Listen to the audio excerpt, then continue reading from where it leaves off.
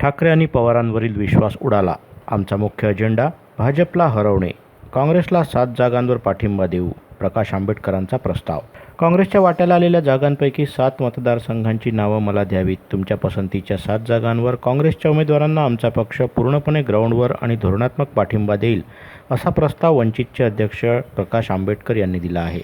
या संदर्भातील पत्र प्रकाश आंबेडकरांनी काँग्रेस अध्यक्षांना दिलं. वंचित बहुजन आघाडीचे राष्ट्रीय अध्यक्ष प्रकाश आंबेडकर यांनी राष्ट्रीय काँग्रेसचे अध्यक्ष मल्लिकार्जुन खरगे यांना पत्र पाठवले असून यात राज्यातील काँग्रेस पक्षाच्या 7 जागांवर पाठिंबा देण्याचा प्रस्ताव देण्यात आला आहे.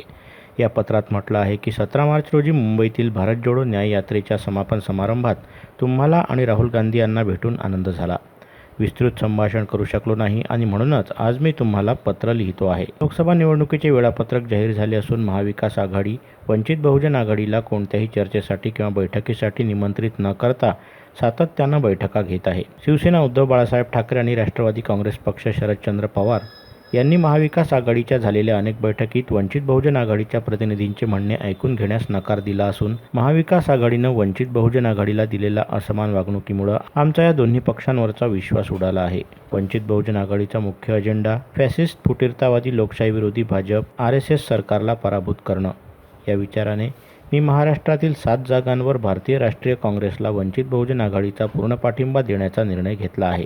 मी तुम्हाला विनंती करतो की महाविकास आघाडी भारतीय राष्ट्रीय काँग्रेसच्या वाट्याला आलेल्या जागांपैकी 7 मतदारसंघांची नावं मला द्यावीत. तुमच्या पसंतीच्या 7 जागांवर काँग्रेसच्या उमेदवारांना आमचा पक्ष पूर्णपणे ग्राउंडवर आणि धोरणात्मक पाठिंबा देईल.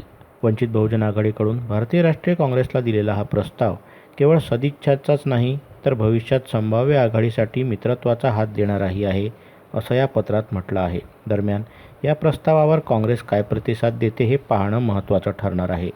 व्हिडिओला लाईक करा, शेअर करा. मंडल न्यूजच्या यूट्यूब चॅनलला सबस्क्राईब करा आणि फेसबुक पेजला फॉलो करा.